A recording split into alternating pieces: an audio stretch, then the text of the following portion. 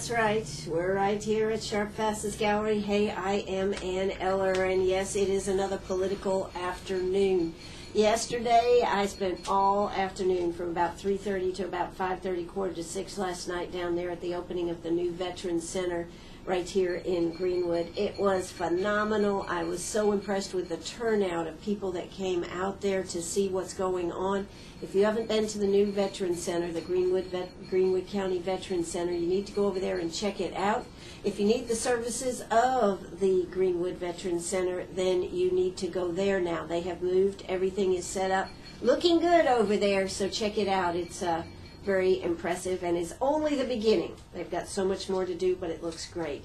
But today, our very special guest is Bob Fisher. He is running for County Council District number 7. So he's on the local level here, and he is a businessman from over there in Hodges. How are you doing today, Bob Fisher? Just fine. Thank you for inviting me. Absolutely. So you are a businessman. Now, what type of business do you have, Bob? Emerald Welding, 25 years in business, is a welding fabrication shop, and we also have a coating that we do for the textile industry. You still have textiles doing this? Believe it or not, Greenwood Mills and Milliken are very good customers. Wow. Is that more for cars or for all types of? Milliken has got more into specialty fabrics. That was a smart strategy by Milliken to survive. Mm-hmm. Making bed sheets nowadays is all done overseas. You're not going to find that in the States. Sure. But specialty items in carpet, I think Greenwood Mills runs certain contracts for military and all this, and there's several mills out there doing really good right now. Wow. So what type of coating would a welding company put on fabrics? We started with, it's not onto the fabric, it's onto the machines. Oh, okay. The weaving machines where the yarn is pulled and woven and rolls through the machine. As it comes out the other side, there's rollers that drive the cloth, and they need to have texture. Normally this was glued sandpaper. Well, the thermal spray we use is a wear-resistant stainless, and when it coats the roll, it replaces sandpaper and lasts about 10 times longer. Wow. Okay. So that was when was that developed? We've been doing it for 18 to 20 years. Wow. Okay. The technology goes way back. I don't know how old. Oh, okay. All right. Well, I thought maybe that was something new technology here, but it sounds like it's been around for a while. Well, it's actually most of it is used in like aerospace industry. It's the same technology used to coat jet turbine engines and such as that. Oh, okay. All right. Well, so Hodges, that's an interesting place to have a business here. Well, when you're born and raised in Hodges, it puts it close to home. Puts it close to home, I guess so. So did you start this business, or was it a family business? Well, I went to work for Ralph Mathis, who was the plumbing company. Well, Absolutely. Ralph, when he got near retirement, he started a welding shop just to have something to do. And he and Randy Clegg were working in a welding shop, and it got busy. Well, I knew Randy, and Randy said, "Hey, would you like a job?" I said, "Oh, yeah." I was working second shift, and I hated second shift, so I took a first shift job. What were you doing second shift as? Running a shear for Cooper Power. Cooper Power, okay. So that was many years ago. Yeah. And then I went to work with Ralph and Randy, and Ralph got ready to retire. Too busy. It got too busy for him, so he sold. They were too successful, right? He liked working with the backhoes. He didn't like working the industry work coming in, so he sold it to me and Randy. And then about 7 years after that, I bought Randy out. And last I talked to Randy, he had moved to Tennessee. So. Wow. So it was a good move that back then. It really was. What do you think about business today? The regulations and stuff, is that affecting your business? You can't run a business without being bothered with regulations. I know we do need regulations to keep everything straight and honest so people don't rip off individuals in the government. But it seems like... Wait a minute, the government here. Well, I would like to think the government doesn't rip you off, but... Okay. But the industry has really been burdened heavily. If you're a big business, you hire people whose sole jobs is to keep certain divisions of government off your back. Everything Exactly. from your accountant to people who deal with DHEC regulations. For small businesses, you can't do that, and it's almost impossible to do everything yourself, so you just fight it as best you can. Right. That's true. And it takes a while. I have a paint booth and some of my thermal spray equipment have DHEC permits, and I've got a box, instead of a file, I've got a box of DHEC paperwork that's about 10, 12 inches thick right now. Just keeping up with it. It is. Have you seen more regulations in the last few years? Oh. Or not? To me, it's about the same. It seems like there's little stuff always comes in and changes, and it's hard to keep up with the changes. Absolutely. Now, I understand you have, what, 12 employees or somewhere close to that? We normally run, our standard is about 12 employees over the years. We cater... Full-time employees? Oh, yeah. Okay. Yeah, a lot have been with me. My shop manager, David's been with me for 21, 22 years. My first office manager was with me for 14 years till she retired. My second office manager, I hired him almost retirement age, and he worked till 70 and retired. I've got guys been with me 16, 18 years. Now, so will the, if Obamacare holds, will that affect you? Or do you already have a plan? Well, we don't have a paid insurance plan. Okay. We will let people get individual plans and that kind of stuff. I mean, I've got an individual plan because none of the group plans I've ever found were really cheap enough for a small business. And half of my employees have spouses who work where there's insurance, so it's unjust for me to burden them with extra cost just because it would suit me. Okay, but what's going to happen if Obamacare holds up there, Bob? How bad it's going to hurt, I don't know, but it's going to hurt.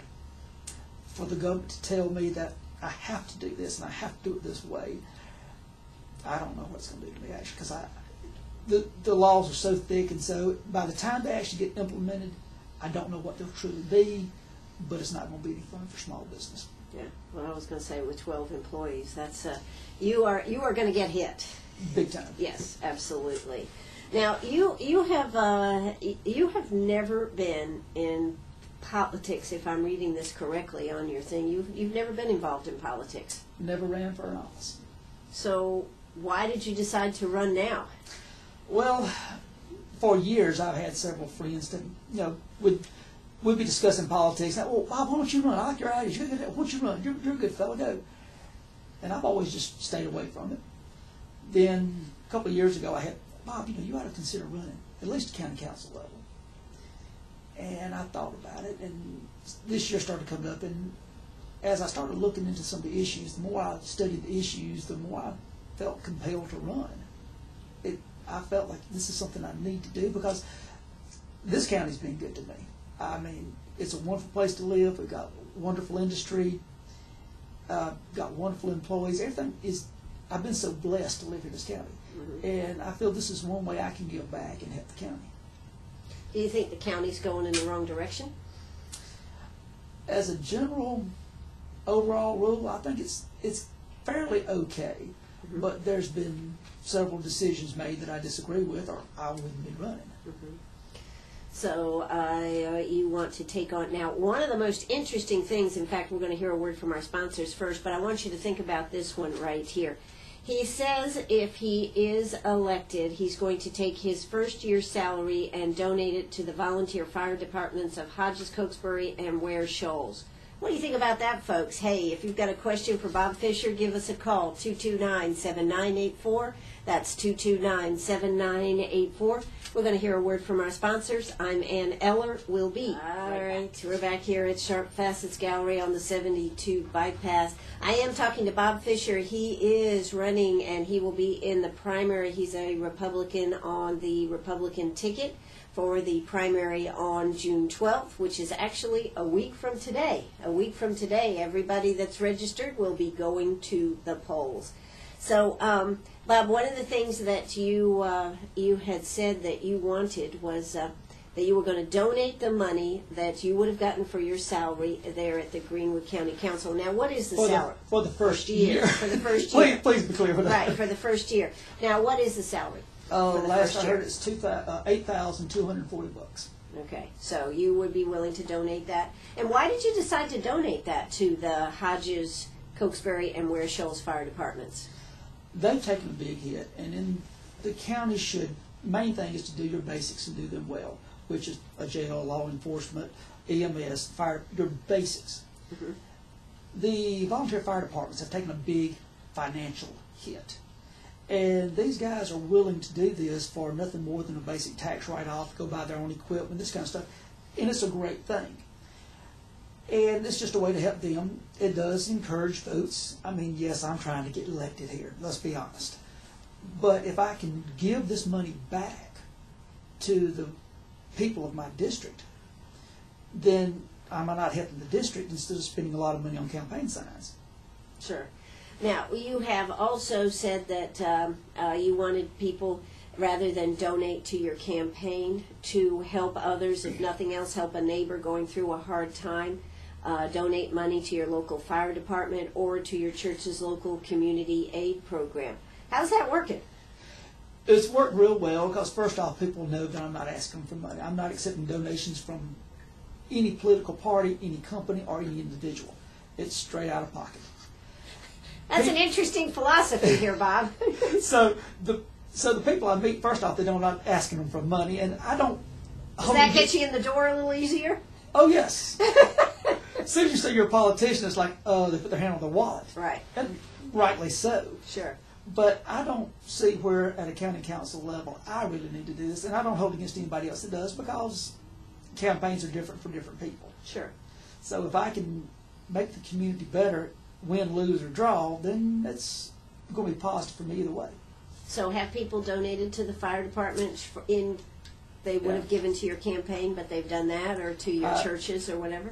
I've had several people tell me that they were donating to their fire departments. How does that make you feel? Good. Yeah, absolutely.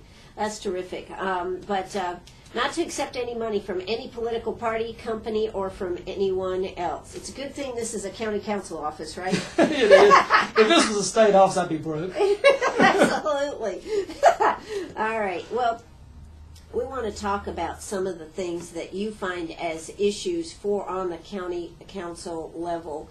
And, of course, some of the issues that are out there, one that you feel is a really big issue is the library. The Greenwood County Library is a beautiful facility. I mean, phenomenal facility, particularly if you go to what was the old Greenwood Library and look at that facility. It has really come back strong with the Veterans Center. Have you been there? Yeah, sure. Not since they finished it. Well, when they was working on it by, but not since they finished it. Well, we're just beginning over there. We've got flagpoles and all this good stuff that's going to go up out there. They're going to have a healing garden in the back, so there's a lot more work. But it does look clean and new carpet and painted. It really looks phenomenal. But your feeling on the library? Well, it's not that I dislike the library. We needed a new library. We needed a bigger library. That was the whole premise of the deal. But when we voted, we were told we could vote for the library for the penny. The vote was, did you want to pay it for land you own, or do you want to pay it in a sales tax? Well, people wanted a sales tax because they didn't want it at their houses. The problem is they come up with a plan that cost us almost $12 million. $12 million divided out by the households is around $450 to $500 a household. The libraries are not used in the same fashion that they were used for years. And even though it's a big library and it's nice, did we need one that big located where it's at that doesn't serve the people any better than it actually does? I like the library, it's beautiful, but at the same time, you look at Abbeville, their contract to fix their library, which is not as big as ours, was I think $800,000, less than $1 million. And yes, ours is bigger, but is it 12 times bigger? And it just bothered me the money was spent that way. Now that's history, and you say, well, it's done. Well, yes, it is. But if that's the mentality of how they're going to spend money in the future, that worries me. Now, I mean, what do you feel about as far as the library? So you think it could have been done less expensive, I guess, is really what you're saying. Less flash. I mean, they tore down a grocery store. They did. They bought 3 houses, tore them down, and developed all this into this big library. A lot of industry would say, a lot of people would say, but that attracts industry and business to our area. Yeah, but you talk to a lot of the voters that says, man, I don't use the library anymore. Why are we spending that kind of money? Yeah. Drawing in business is good, but if an industry is coming to you and they said, we're going to move here just because you built a library, I don't think so. No, not because you just built a library, but because of having a good facility. One of the points you did bring up, though, was about the computers and how many computers could have been bought with that money. You could have put a brand new computer in every household in this county for what that library cost. Or you could have built a $1 million library and then still put computers in every house. Do you think there was we should have had a new library? Should they have tried to rework with the building that they had, or? No, I don't think there was enough room there. That was a very confined space. Mm-hmm. They could have followed along Abbeville's idea a little better, and I mean, you're talking about totally renovating your grocery store, and new facade, new air conditioning, new roof, new everything, and you could have made a reasonable library for a lot less. That sounds like somebody that's a business person. I'm a general contractor too. Okay. So you would look at these things and that would bother you, I guess, yes? Yeah, because I've set a lot of steel in my life, and bar joists and trusses and all, and to see them tear down. And people talk about being environmentally friendly. I don't care how you build your building or what you do. It's hard to say that anything is more environmentally friendly than fixing what you already have. That's true, and part of my problem with what we have going on is all these empty buildings right here, the old Walmart Plaza and the grocery store that was there, but that whole plaza there, we've been a long time with empty buildings. The thing that I'm always told, though, is that they can make a deal to build a new building, but they can't make a deal for taxes and, there's incentives to get a company to come here, just like we're building all that new industry down there where the new shopping center is, right behind Cracker Barrel there. That's something, to be honest with you, I don't understand. No one's explained it to me yet why we can't cut deals for these old buildings. There may be laws that I don't know about, but it doesn't make sense to me to see these buildings sit there empty to the point they're let go so far down that you have to tear them down. Absolutely, yeah.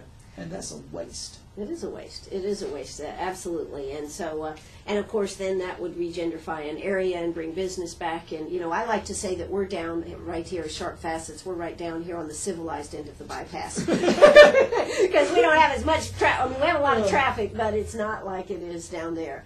And it just seems, and then, of course, they keep annexing parts of to pull them inside the county, inside the city and everything. So there are a lot of issues here to discuss, and from a businessman's perspective, sometimes it's hard to understand, isn't it?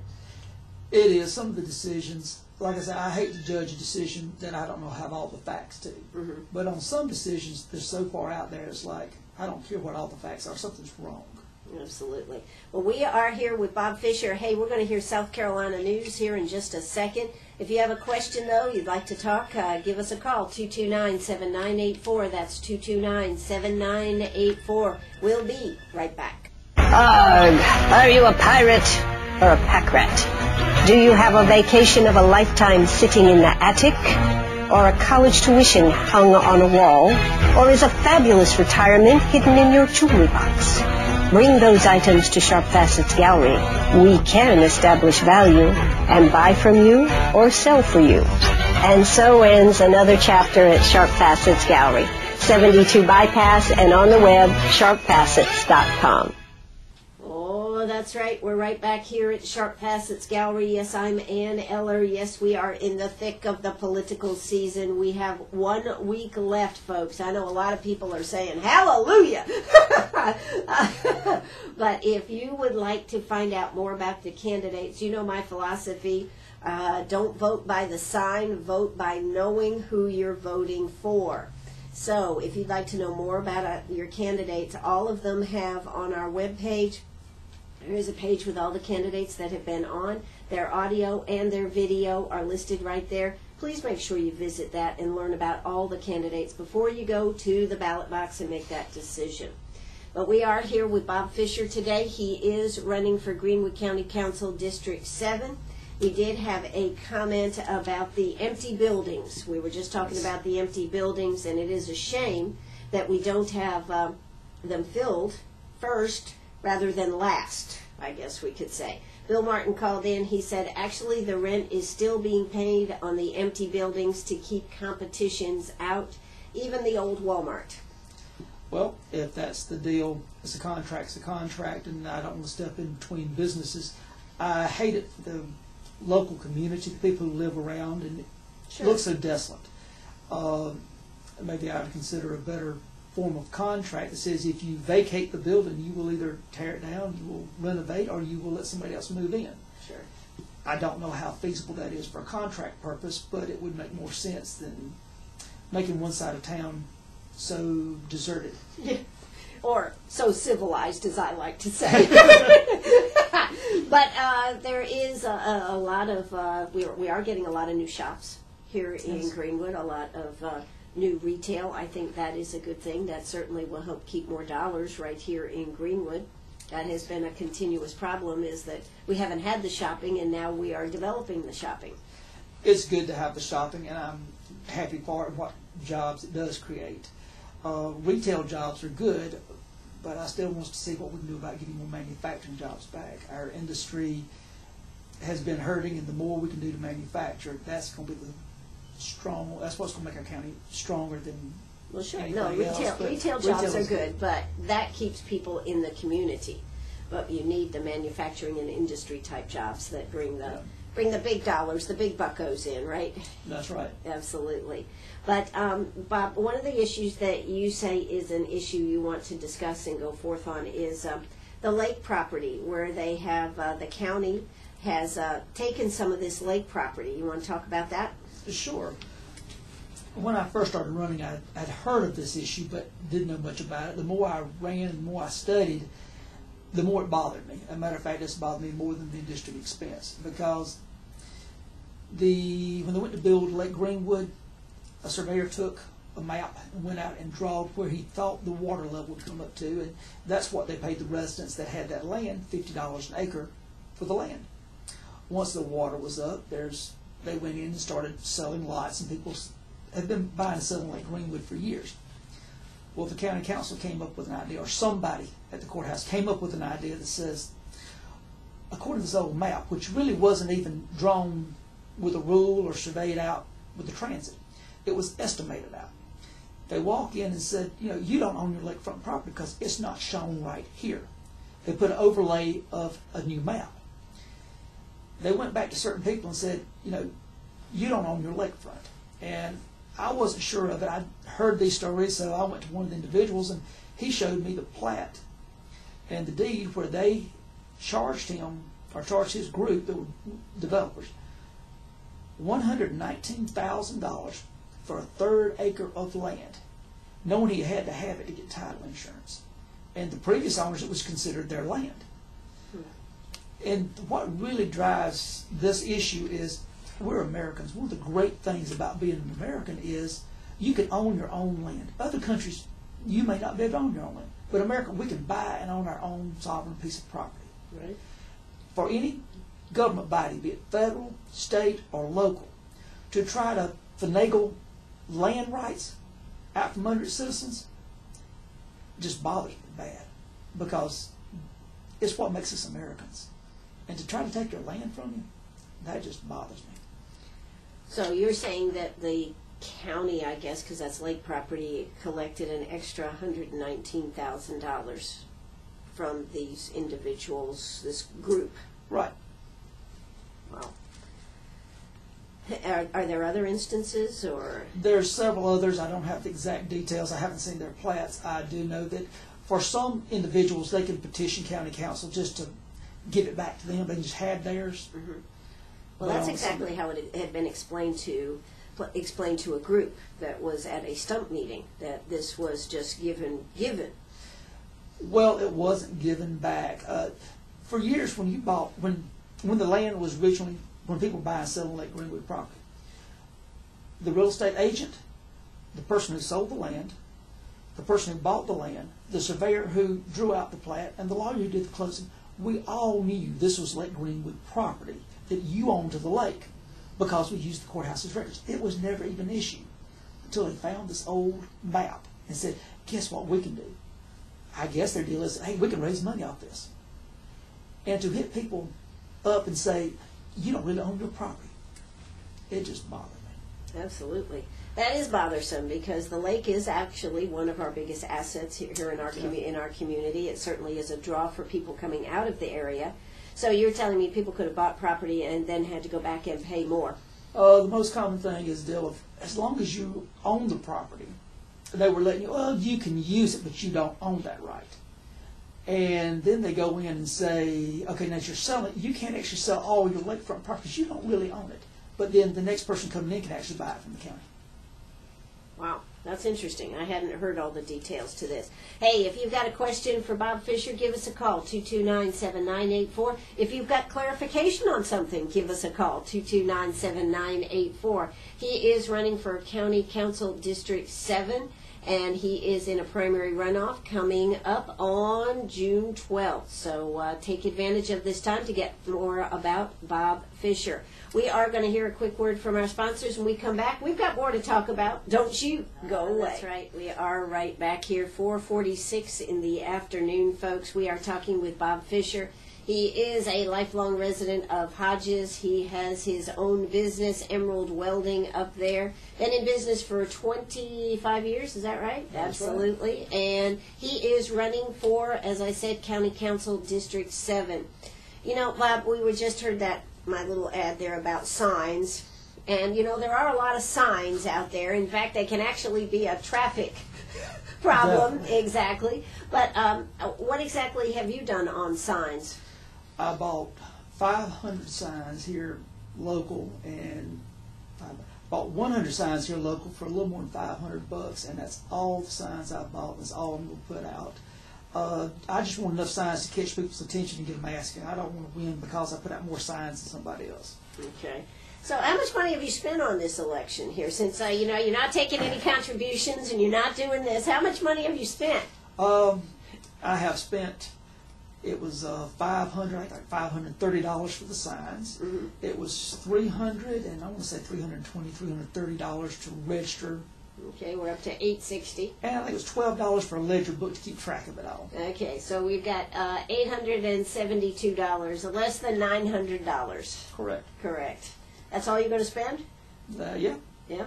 Wow, that's amazing, isn't it? I'm trying to do it by talking to people and not. How many people have you talked to? You're talking to a lot right now, right here on the radio, but how many people, how many doors have you talked to? I have no idea.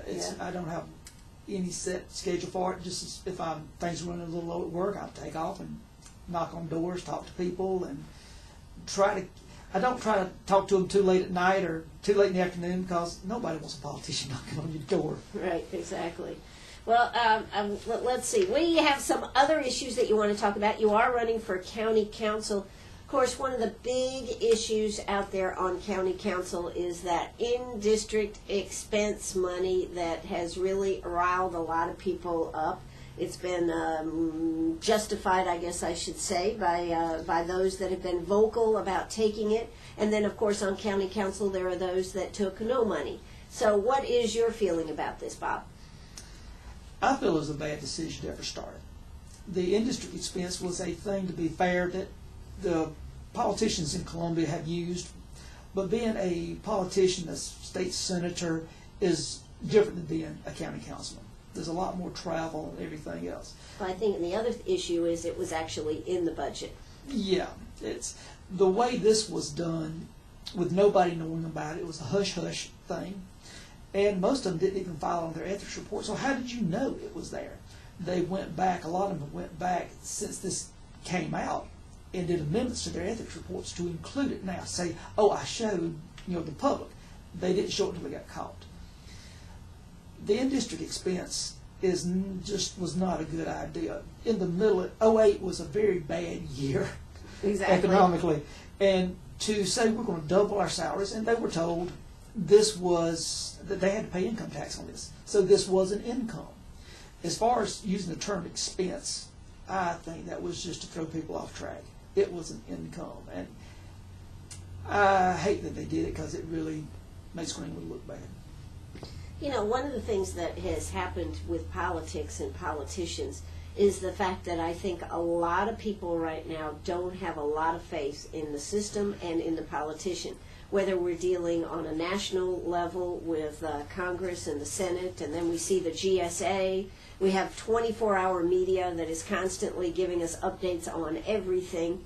And then whether you take it down to the state level and then all the way down to the local level. It's caused politician is a dirty word. Well, a friend of mine, when I walked in his business and told him I was running, he said, "Bob, my question is, why are you going to risk your good reputation to be a politician?"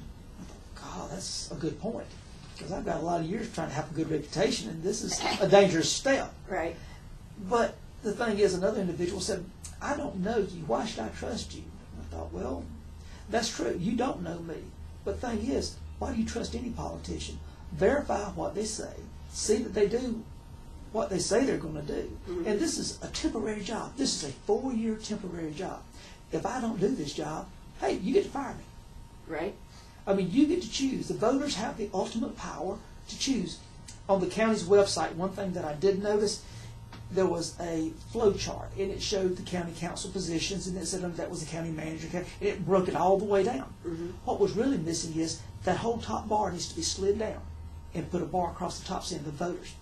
Because the voters do have the power, as long as they exercise it. They got an awesome power and responsibility.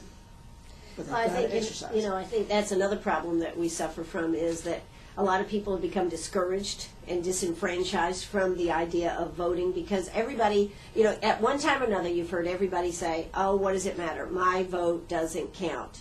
It does. Absolutely, it does, and particularly on a small countywide election, it really counts, because there may only be. I read about an election in Texas. They had 118 votes to 2 men. They had a tie. So instead of doing a runoff, they flipped a coin because they didn't want to cost the county more money.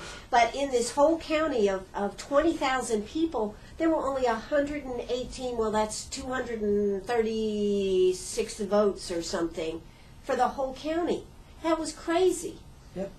And one of the things that we do need to do is make sure that those that are registered get out and vote. You can't vote if you haven't registered in this election, but you darn sure better be registered for the election in November. Yeah. Well, my whole race is right here for the June 12th primary, because there's nobody registered on the Democratic side or anywhere else. Sure. So it's just me and Bob Jennings in the June 12th primary. So you're saying whoever wins this one, they're going to slide right in. Well, I can't promise you a slide in, but unless something else. Unless we get a write-in candidate, I guess. It's no deal. Don't catch the chickens before they hatch. Okay, all right. But you're right. There is no Democratic candidate on this, so you are running against, as you said, Bob Jennings. So to get back to this in-district expense, what do you think should be done about it? Well, I don't know enough of how it was drawn up. That's one of the big problems. Nobody knows who started, how they implement. Why not? Why not? I don't know. We just can't find out. People have been asking questions, and nobody knows. A lot of people are saying they ought to pay the money back, and I can see the cries out for it. The problem is, it was first sent to SLED, and SLED looks at it as, is it a crime or not? Right. And I don't think it was ever a crime. I think it was a miscarriage of intent that was really not handled the way it should have been, because if they wanted to double their salaries, they should have just said, hey, let's double our salaries. But they went behind the people's back to do it. I don't think that there's a legal grounds to make them pay the money back. I just don't think there is, unless somebody can show it to me. I'd agree with it, but I don't see it. Mm-hmm. So I don't see wasting a lot of the taxpayers' money now trying to chase something that's not going to be fruitful.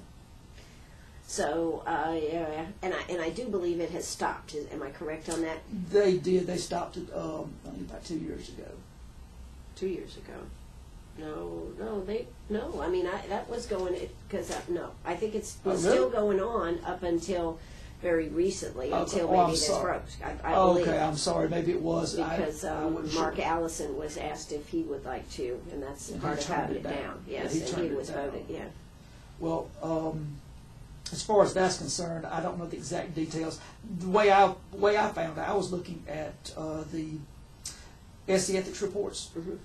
and I noticed that the guy I was running against had drawn a little bit of money one year. Mm-hmm. And I asked him about it, and he mentioned, well, yeah, it was helped to offset the cost. But when it broke in the paper, the amount was a lot more. Sure. And since then, several of them went back and adjusted their ethics reports. Sure. But Right. Do you think? What do you think about some of the things that are going on? For example, closing down the Civic Center there. How do you feel about that? That was a county council decision to close the Civic Center down. I don't know what their basis was to close it down or to keep it open. People have very strong feelings about the Civic Center. Mm-hmm. Some say close it down, burn it down. Some say, oh, you got to revive it. Right. My problem, to revive it the way it is, you have an issue of why do we want to put more tax dollars after something that failed? But from a standpoint of economics and revitalizing the community, what is the correct way to fix it? And people have some strong feelings on it. I don't want to risk a lot of tax dollars for something that's going to fail again. I want to know if we can bring in private entities or somebody who deals with this on a better basis, because I don't really feel the county council should be running a civic center. It should be corporate support or something. I mean, you have the BILO Expo or something. Sure. We need something better than we have to do it, or it will fail again. And I'm not sure what that solution is going to be. I've not heard a truly viable plan from anybody at this point. Sure. I understand, and it is a shame though that the Civic Center closed down. But I do think you are right in one part is the fact that it was badly managed to get acts, businesses, performances coming in there, and of course there was the issue of the upkeep with the building. So that was another issue, and had they upkept it, they would have been able to get more things in there. So two issues on that one. Yes. So what else do you think are issues that you are passionate about when it comes to running for this county council seat, Bob? From a business standpoint of view and also from an individual standpoint of view, government should take no more money from you than it has to fulfill its legal and moral obligations. And then let you choose where the rest of your money goes. I'm not in favor of trying to find new taxes or new fees. A lot of the county council's issues has been, well, we really haven't raised millage, but they've tacked on so many fees for every little thing you can think of. And if you've got the homestead exemption on your house, then you've got a greatly reduced tax burden, which is a good thing for people that can get it. But when you get hit with a fee, you get no exemption. You're paying $4. Right. And that worries me that we just can't keep taxing and taxing people. Every time we need something else, just increase the tax. Or fee. Or fee. Fee, five, pub. Correct. You're good. Well, we have 2 minutes left here, Bob Fisher. You are running for County Council District 7. I'd like to turn this over and let you tell the voters why you should be elected to this office. The hardest question of all. Not necessarily. If you look at the issues and you look at how county council has performed, and the industry expense to me is an issue that everybody's buzzing on, but the issue of the lake, actually be willing to take someone's property to say that's no longer yours, is very brazen, and that has bothered me to the core. So that to me is about the biggest issue. That if you do that, what would you not do to your citizens?